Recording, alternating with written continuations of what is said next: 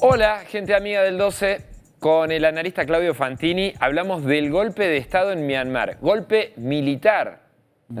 Una situación ya no demasiado frecuente en el mundo, Claudio. Así es, Federico, ya no demasiado frecuente en el mundo. Van ocurriendo cada vez de forma más esporádica lo que en el siglo XX era algo habitual, ¿no es cierto? En todos lados había golpe de Estado, ni qué decir en América Latina.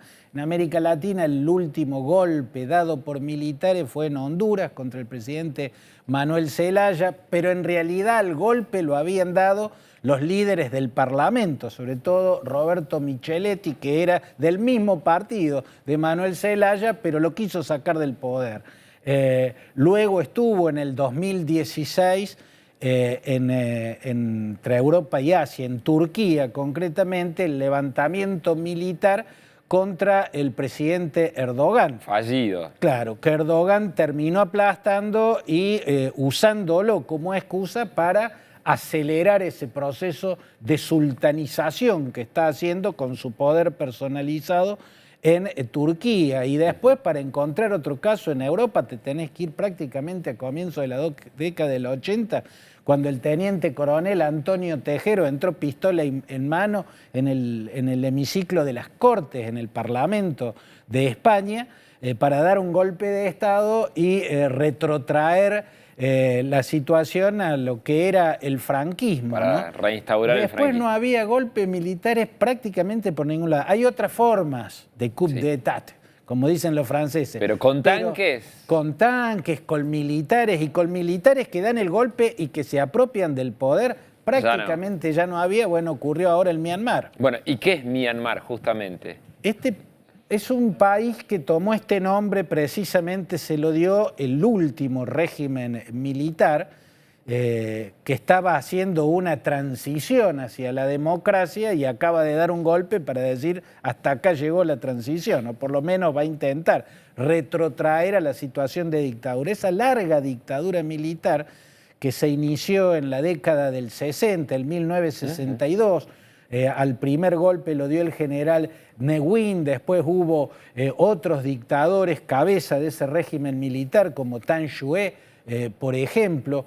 Ese largo régimen militar estableció el nombre de Myanmar e incluso puso una nueva capital, así como Brasil, que creó Brasilia, construyó una capital. Bueno, allá se construyó Naypyidaw. La ciudad más conocida, más antigua, es Rangún, que es la antigua capital de lo que siempre se había llamado Birmania, porque la actualmente llamada Myanmar es la antigua Birmania. El régimen militar que empezó en el 62 y que llegó hasta el 2011 le cambió el nombre, de Birmania pasó a llamarse Myanmar, y le cambió también la capital. De Rangún pasó a Naypyidaw, esta ciudad especialmente construida para eso. Myanmar es un país del sudeste asiático que tiene fronteras con la India, con Bangladesh, con Laos y con Tailandia. Con Tailandia tiene tal vez la frontera más extensa, que es su frontera en el lado este, ¿no? Ahí está ubicada Myanmar, la antigua Birmania y el escenario de este nuevo golpe de Estado, Federico. ¿Y quiénes son los protagonistas del golpe? ¿Quiénes dieron el golpe? Bueno, los militares, ¿no? Los militares nunca habían cedido del todo el poder, ¿no? Esta casta que llegó con el golpe que dio el general Ne Win en 1962, que se consolidó con el régimen del general Tan Shue, engendró durante la dictadura de Tan Shue a un militar poderoso, Min Glaing. El general Min Aung Hlaing fue el todopoderoso conductor de ministerios claves, ¿no? Sobre todo el Ministerio de Defensa. Fue el hombre que se encargó de reprimir en el año 2007 la llamada Revolución de Azafrán. Se llamó la Revolución de Azafrán, aquel levantamiento popular contra la dictadura militar, porque la encabezaron los monjes budistas. Myanmar es un país donde la mayoría budista, porque la etnia mayoritaria, que se llama Bamar, los Bamares, de donde viene el nombre Birmania, es una etnia budista. Entonces, los monjes budistas hicieron un levantamiento sobre una inquietud popular que se había generado por un hecho económico, un fuerte aumento en el precio de la nafta. El aumento en el precio de la nafta hizo saltar una chispa, generó protestas y los monjes budistas se pusieron a la cabeza de eso que se dio en llamar la Revolución de Azafrán, que hizo tambalear el régimen, y el militar que aplastó esa rebelión fue el general Min Aung Hlaing. Por eso se convirtió en un hombre fuerte, y en el 2011, cuando el régimen empieza a abrirse a un gobierno civil, ¿no? Empieza a hacer una transición hacia una democracia o algo que se parezca más a una democracia, este general empezó a ocupar puestos claves. En el 2015 son las elecciones en las que gana el partido de la figura más popular de Birmania, más conocida en el exterior, porque no hay muchas figuras birmanas. De proyección internacional. Sí, hubo un secretario general de las Naciones Unidas, U Thant se llama. En los años 60. En los años, sí, 60. O sea, esa fue una figura conocida, y después de U Thant prácticamente no hubo más figuras conocidas hasta que llegó Aung San Suu Kyi. Aung San Suu Kyi fue la líder del movimiento democrático que presionó al régimen militar hasta lograr que abriera paso a un proceso de democratización. Fundó un partido, el Movimiento o la Liga Nacional por la Democracia. Este movimiento ganó las elecciones del 2015 y se hizo cargo del gobierno, pero el general Min Aung Hlaing conservó una gran dosis de poder, porque como hicieron los militares turcos después de Mustafa Kemal, o sea, Kemal Atatürk, el que creó la Turquía moderna, los militares se reservaron un papel. Claro, el rol de guardianes custodia de la democracia, que fue lo que quiso hacer Pinochet en Chile, y de hecho logró en gran medida, armando un sistema que ya está terminando de ser desmantelado. Ahora con la reforma, con el cambio de constitución, directamente no va a quedar nada de Pinochet. Pero Pinochet intentó eso, que el ejército sea siempre algo así como el guardián ahí de la democracia y tuviera porciones de poder muy importantes. Bueno, Min Aung Hlaing hizo que el nuevo gobierno civil manejara muchos ministerios, pero el Ministerio de Defensa, el Ministerio del Interior y otro ministerio que se llama Ministerio de Fronteras quedaran en manos de los militares. Los militares a la vez establecieron un 25% de los escaños del Parlamento para el partido de los militares, un partido militarista, la Unión Solidaria se llama, que es un partido pro-militares. Está establecido que el 25% de las bancas, y de ahí puede crecer. Perdón, lo estoy diciendo mal, el 25% de las bancas son para los militares. Un piso. Y después hay un partido que es militarista, que además puede sumar. Que puede sumar más bancas todavía. La cuestión es que, a pesar de haber tenido tanto poder, tanto condicionamiento a la democracia, y de hecho lo hemos visto en las guerras que ha habido contra ciertas etnias. Ahí está, por ejemplo, la etnia Karen. Los Karen tienen... Las principales etnias son los Bamares, que son casi el 80% de la sociedad, que son budistas, de ahí viene el nombre Birmania. Después hay otra etnia muy mayoritaria que es los Shan, pero son menos de la mitad de los Bamares. Después son 130 y pico de etnias, ¿no? Las siguientes más importantes son los Karen, que es una etnia que sobre todo se distribuye en la frontera con Tailandia, que es una frontera muy selvática, y ahí están la etnia Karen, que siempre tuvo un proyecto independentista, tuvieron guerrillas independentistas muy fuertes. una de las cuales se hizo muy célebre en el mundo, se llamó Ejército de Dios, porque hay una porción grande de la etnia karen que son cristianos protestantes, ¿no? Luteranos. Y los Karen cristianos luteranos formaron una guerrilla que se llamaba Ejército de Dios, que era liderado por 2 niños de 10 años. Ellos crearon los hermanitos Tu, H-T-O-O. ¿No? Uno se llamaba Luther Tu y el otro Johnny Tu. Tenían 10 años y peleaban como guerreros invencibles. Se hicieron más grandes combatiendo en la selva. Finalmente los atraparon bien en la frontera con Tailandia. Ya tenían 19 o 20 años. Pero bueno, se habían hecho célebres porque eran 2 niños que no solo eran guerrilleros, sino que comandaban la guerrilla. Se habían creado leyendas de que eran inmortales, de que las balas le pasaban de largo o no les hacían nada. La represión fue muy brutal contra los Karen y el ejército maneja, desde los ministerios que maneja, sin pedir cuentas al gobierno, pasando por encima del gobierno, encaró esa represión. Y otra que tuvo mucha más repercusión en el mundo en estos últimos años, que fue contra otra etnia, los rohingyas. Los rohingyas son una etnia que tiene origen bengalí. Si vemos el mapa, Bangladesh... Sí, hacia el oeste de Myanmar. Bangladesh, Bengala es una la ex forma... Pakistán Oriental. Claro, la ex Pakistán Oriental, actualmente Bangladesh, cuya capital es Dhaka.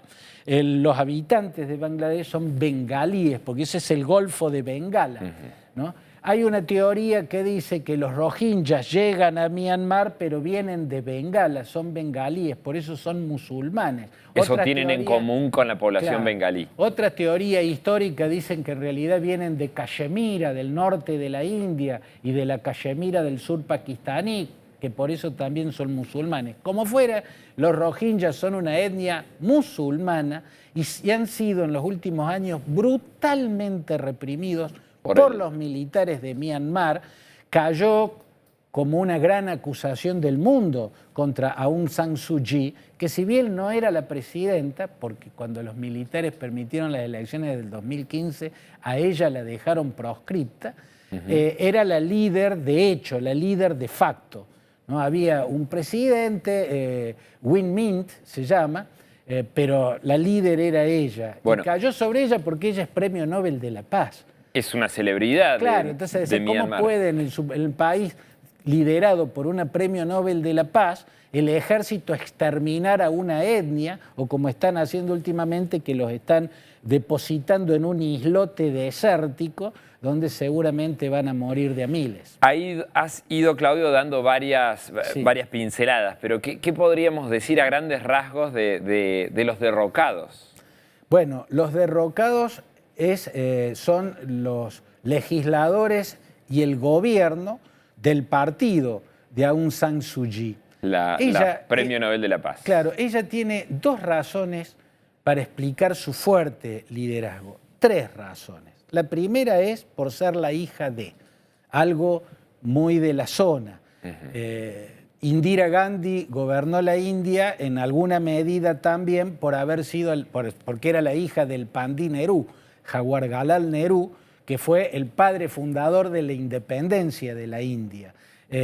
Pakistán tuvo una sola presidenta mujer, Benazir Bhutto, cuyo padre era Zulfikar Ali Bhutto, que fue uno de los padres de la independencia de Pakistán. Bueno, del mismo modo, Aung San Suu Kyi era la hija del general Aung San.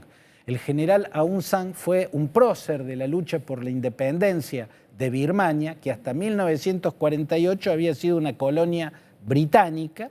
El general Aung San fue uno de los líderes independentistas y luego fue presidente y fue asesinado mientras era presidente. Su hija, Aung San Suu Kyi, se levantó contra el régimen militar instaurado en 1962. Ella se levantó en las últimas 2 décadas, formó el movimiento democrático, luchó por la democracia y por los derechos humanos contra ese régimen militar y el régimen militar la aprisionó. Ella estuvo privada de su libertad durante muchos años. Esto visibilizó su lucha, ¿no? Democrática. Ahí vino el premio Nobel. Ahí vino el premio Nobel de la Paz en la década de los 90, lo que la potenció más y permitió que los militares empezaran a ceder del poder a principios de esta década, de la década inmediata pasada. O sea, entre el 2010 y el 2011 empezaron a ceder el poder. Pero ahora lo han retomado de nuevo. ¿Y por qué, Claudio? ¿Por qué se da este golpe cuando la casta militar controlaba todavía una porción tan importante de las instituciones de Myanmar? Una muy buena pregunta, Federico, porque realmente qué falta les hacía si dominaban los ministerios que más les importaba y no rendían cuentas con nadie. Mi explicación a tu pregunta, Federico, sería porque la elección de noviembre los desbastó. En noviembre del año pasado, del 2020, igual que en los Estados Unidos, hubo una elección, en ese caso parlamentaria, ¿no? En esa elección parlamentaria arrolló el partido de Aung San Suu Kyi, ¿no? La Liga por la Democracia, la Liga Nacional por la Democracia, arrolló. El partido de los militares no sacó prácticamente nada.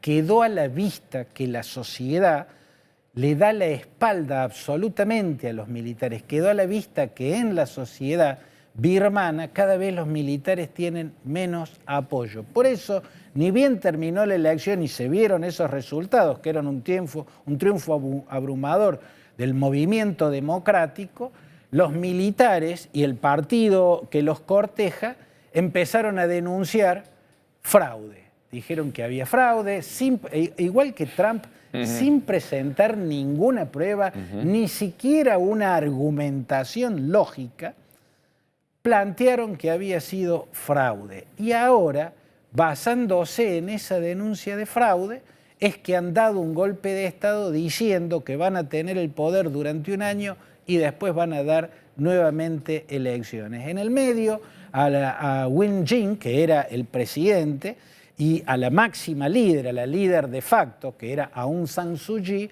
los han detenido, están presos como el grueso de los ministros y los principales legisladores de ese movimiento democrático. A Aung San Suu Kyi, ¿sabés de qué la acusaron para justificar esta detención? ¿Cuál fue esa impugnación que le hicieron? De haber importado ilegalmente un aparato de teléfono que le encontraron en la casa. Esa habría sido su transgresión.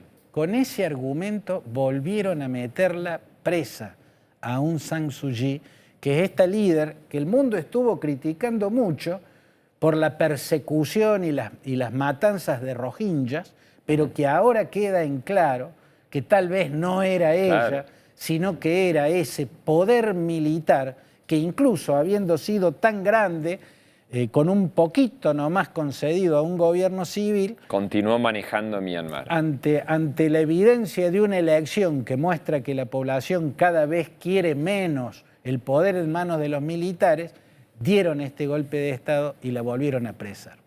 Claudio Fantini, un placer, como siempre. El placer es mío, Federico. Hasta cualquier momento.